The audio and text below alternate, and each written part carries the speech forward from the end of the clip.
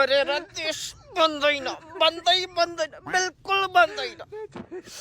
विदेशबाट खराब ऋण ल्याउने अनि युवा जतिलाई अरबतिर पठाउने अनि मात्र पो देश बन्छ।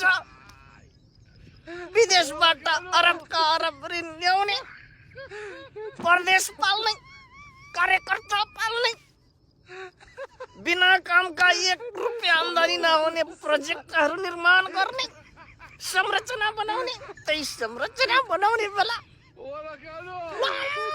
खाइदिने त्यो पोखरा विमानस्थलमा 22 अर्ब चाइनाबाट ऋण ल्याए, 14 अर्ब भ्रष्टाचार भएछ। यसरी पो देश बन्छ। स्टन्टले देश बन्दैन। मिठा मिठा भाषण छाड्नु पर्छ, समृद्धिका सपनाहरू देखाउनु पर्छ, लोकतन्त्र र गणतन्त्रको नाममा लुटेर खान पाउनु पर्छ, युवालाई विदेशतिर बगाउनु पर्छ, अनि पो देश बन्छ। बन्द भएका उद्योग धन्दाहरू खुलाएर कहाँबाट देश बन्छ? भन्दैन।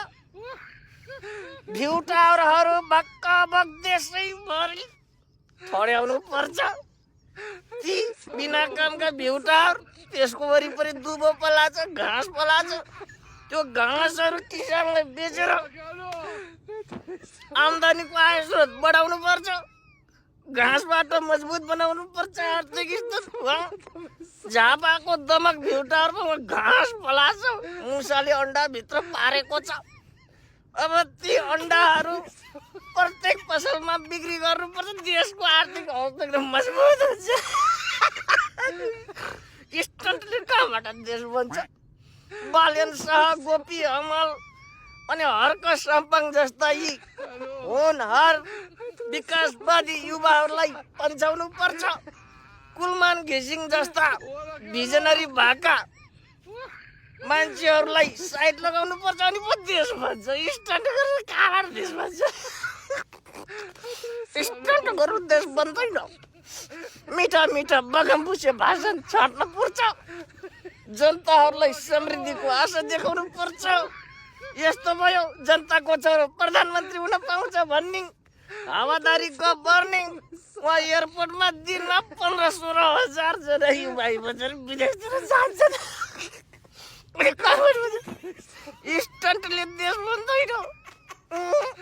महावीर पुन जस्तालाई सहयोग गरेपछि कहाँबाट देश बन्छ? बिचरा महावीर पुनले 15-16 करोडको किताब बेच्नु भएको छ। अहिलेसम्म सरकारले गाई पैसा दिएको छैन यार, 2 पैसा दिएको छैन महावीर पुनलाई। फकट लालका भाषण फकट भाषण सुनाए पो देश बन्छ। विदेशबाट अरब ऋण ल्याउने, खराब ऋण ल्याउने, युवा युवती सबै अरबतिर पठाउने अनि देश बन्छ। बुढाकाँडाले देश बनाउँछन् नि, युवाहरूलाई विदेशतिर पठाएपछि त्यस्तै हो। बिजोग छ। अब हामी युवाहरू बौलानी सिपाहीहरू के छ? एकचोटि मालिकको दास बन्नुपर्छ, मालिस गर्नुपर्छ, वफादार बन्नुपर्छ अनि पो देश बन्छ। स्टन्टले कहाँबाट देश बन्छ? बिजोग छ यार। अझै भ्यू टावर ठड्याउनु पर्छ, अझै 2-4वटा इन्टरनेसनल एयरपोर्ट बनाउनु पर्छ अनि त्यसपछि देश बन्छ।